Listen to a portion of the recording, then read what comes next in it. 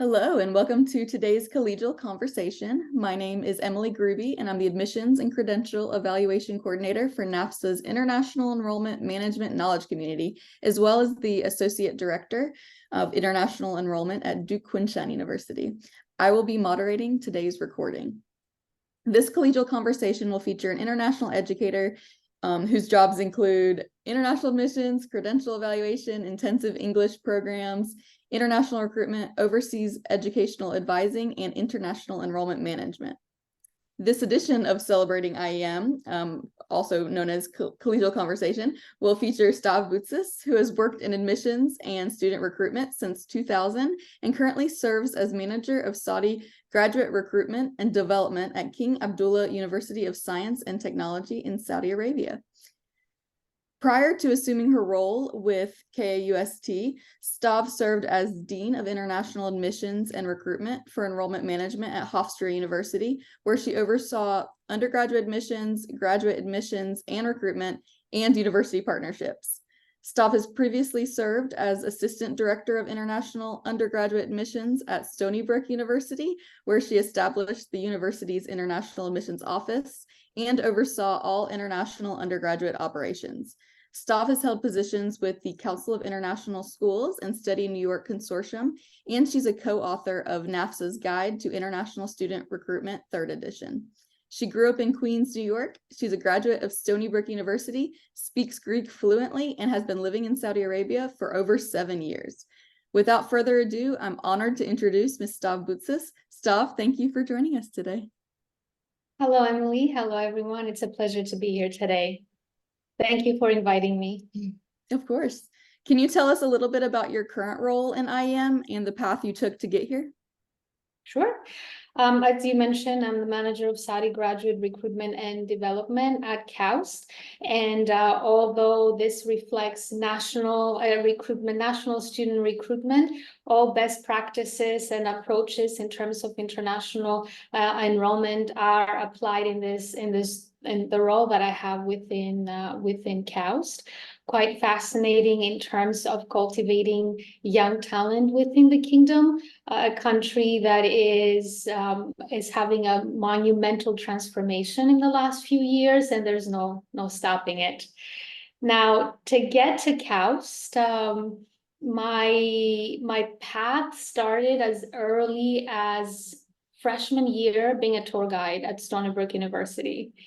And being part of the admissions office, eventually being an intern in the admission office. And although my interest was to be in medicine, being an immigrant at a young age in New York and by immigrant parents, typically there's a few professions that are considered quote unquote prestigious. And medicine is considered one of them, for at least, it was for my parents. So thinking I would go to medical school, but education and admissions drew me in quite early on. Also, having done a study abroad program, I think is what marked my path at that point. However, I also feel very lucky that that I came across individuals at Stony Brook and in the profession that sort of took me under their wing, and without really realizing it, I was being groomed to stay in enrollment management. And that's how I started. With international enrollment management, it was sort of kind of, you've done study abroad. My background is in cultural anthropology. Here's international, and didn't really think about it. It was more of, sure, yes, why not? I'll do this. And 20 years later, 20 plus year later, here I am. So it was a different path, not really thinking being in the field of education, but the signs were there, and my passion to give back to those who helped me and recruited me to Stony Brook as a young student from high school and give that back to others that are making similar decision as me brought me here. Fantastic. I love hearing about how the former campus tour guides end up in admissions, and obviously your study abroad experience as well, kind of honing you more into the international side. So thanks for sharing that. What would you say is your favorite part about your job? Oh, I think it's mostly the helping people and giving back, as I've mentioned earlier. But over time, it's been, like I said, my background is in cultural anthropology. So exploring countries and engaging with people from around the world, having those conversations, it's definitely on top of the list as being my favorite part of the job. Helping families make decisions.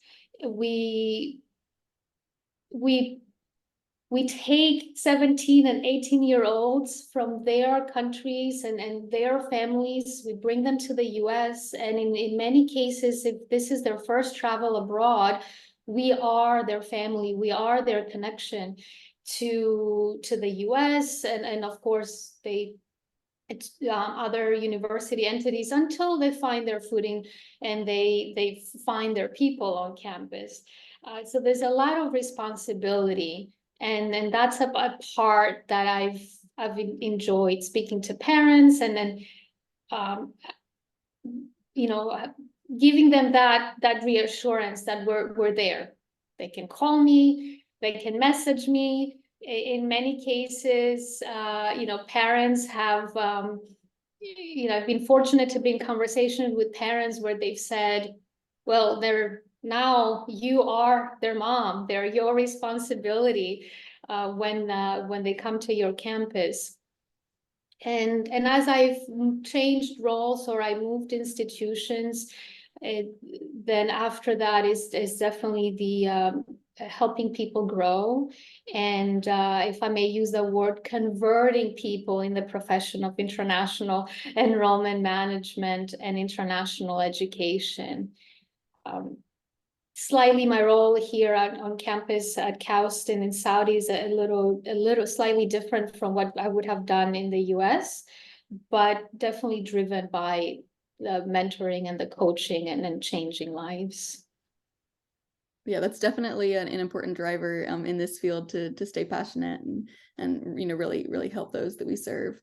You have a pretty unique background as far as being a child of immigrants, as well as working and studying both in the US and abroad. So what are some of the differences you've experienced working in different countries and different education systems? I moved to the US at the age of 13, and I think that was so, although I've traveled to the US on vacation to visit family in New York specifically, it was quite an adjustment to the culture of education.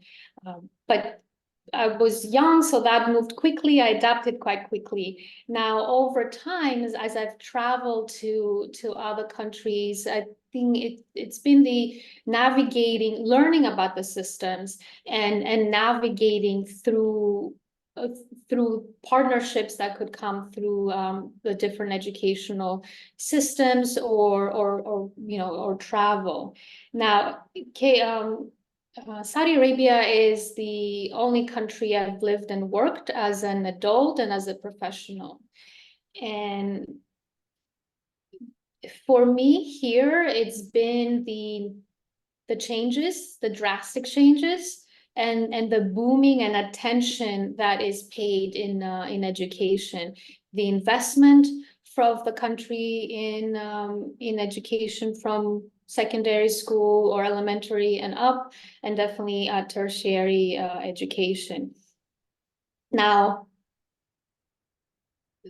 I should take a step back and say that exposure to different education systems came through pre-conference workshops at NAFSA.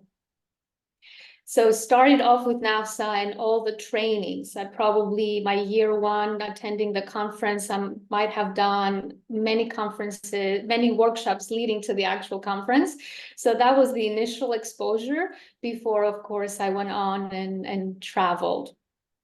And getting lost in the information, or really connecting the dots and see how what you learned is applicable to your campus, or what opportunities opens up and creates for your campus is a fascinating part. Do you have any career advice for people starting out in the field, or maybe even looking to make a career jump into international enrollment management? If I quickly had to say maybe 3 skills that you need for this profession, one would be patience. Don't act on impulse, and then see every opportunity as an opportunity to learn. Those have been my guiding light throughout my profession. But if I dive deeper, then it would be, what I would recommend will be, give time to yourself to explore which areas of international education, or even which category areas within international enrollment management you're most passionate about. And once you find that niche, then find skills or develop skills that you enjoy the most, because then you'll be better at what you do. Understand yourself, your strengths and weaknesses, and what's your philosophy. Think about that, and think about it early on, because then it will help you be that strategic leader, and the tactful leader that you need to pave your path. Be a good listener. Don't underestimate the informal conversations that come from sitting on the back of the bus while you're driving to a high school visit in Asia, Latin America, and so on. Those are very important. Make the most of conferences and workshops, professional opportunities. And this is a very resourceful community. We're very helpful people. We are in this field, as I think being helpful is in our DNA. And if not at the beginning, it's definitely something that you've grown with over time. It's or I would say it's our calling to help people. So reach out to the community.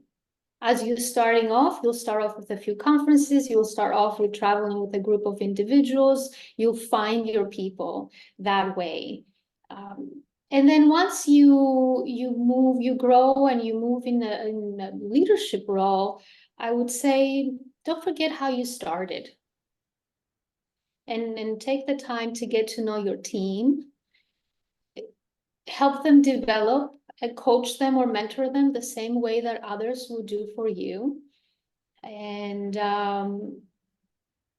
the last part will be, although we in this field, we're very data driven, and that helps us make decisions. I'm a believer that data doesn't really tell the full story. We deal with humans with experiences and their life circumstances, but data is also very important in help us make those decisions. So at the end of the day, be also data driven and use technology to optimize your work and be more efficient.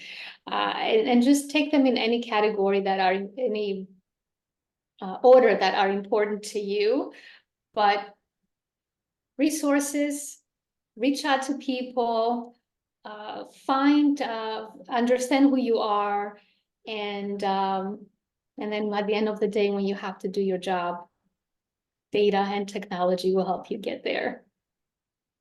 Very well said. As someone who also worked in different knowledge communities within NAFSA with study abroad and international student services, I do think that The willingness to collaborate and share resources is something that definitely sets the international education field apart from many other industries. So I'm glad that you highlighted that and shared a little bit about your experience, with NAFSA in general and within the field.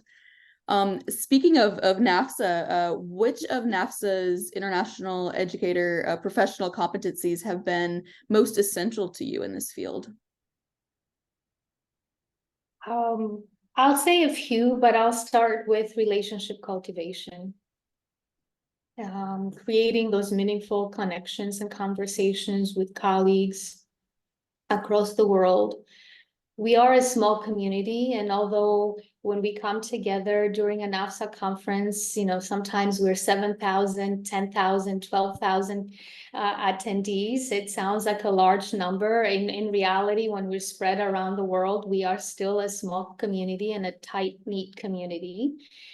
So relationship cultivation, building, making those connections and building from that and growing from that, it's important to me. Some of my lifetime friendships outside of friends I had in high school, early years of undergraduate studies, come from the field. And then that's important. It's important professionally, it's important personally. So going back to what I mentioned earlier, don't underestimate those unofficial conversations that you could have standing next to someone at a college fair or a high school visit. Then it will be people development. And the teaching, the growth that comes with that area. The opportunity to coach and mentor someone, to give back, the connection that exists in our field, the fact that we never stop learning, we never stop growing. You'll never know everything about the field. You continue to learn regardless of how many years you've been in the profession. And we learn as much from someone who's more seasoned or has been in the profession more than we are, and as much from someone who just started off. So be open to that. And then leadership, and of course, what's in the heart of what we do: recruitment, enrollment, advising, and program development and delivery. I would put those, although they're two different competencies, recruitment, enrollment, advising, and then program development and delivery. In some situations, based on your role, that might all be under one area. And it has been, especially for me now here at KAUST. They're all important, all 12 of them, but for me, they've been the most important. Thank you for sharing that. Yeah, I know. I want to echo the involvement at NAFSA, the ways you can meet people and really network. I mean, I think I've networked just as much in the line to food or the restroom as I have in these pre-conference sessions or individual poster fairs, things like that. So yeah, it is a powerful community for sure. And I hope everyone who's listening will also take the time to glance at those professional competencies to learn more about and use NAFSA's resources related to those.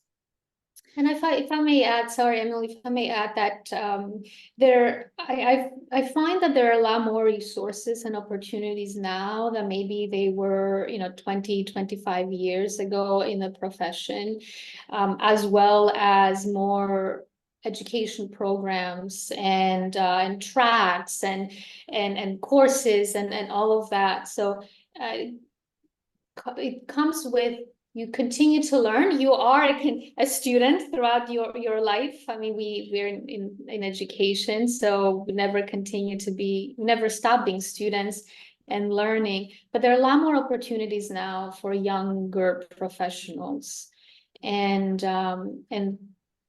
that is priceless. So really tapping into those opportunities and making the most of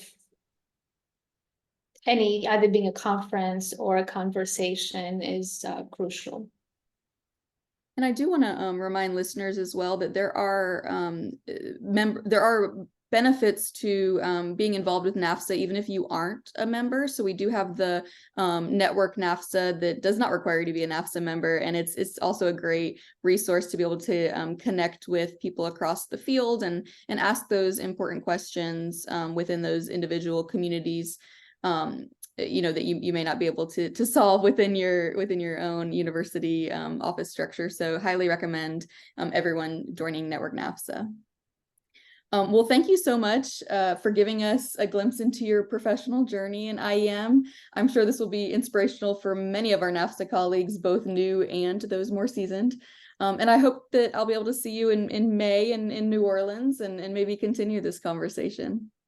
Absolutely. I look forward to seeing you and meeting you in person, and also meeting new people and our audience. It's a great opportunity, and I want to reiterate that I started off, somebody within the SUNY system said, "Great, you're starting off international education. Have you signed up? Are you a member of NAFSA?" And that's how it started in 2003, my first conference, and it's, here we are now. So this is a great service to our community. Thank you. And I know the NAFSA conference is definitely one of my favorite times of the year. So I'm certainly looking forward to meeting new people and continuing these conversations with many different members of NAFSA. So thank you again. Great. Thank you. Thank you, everyone.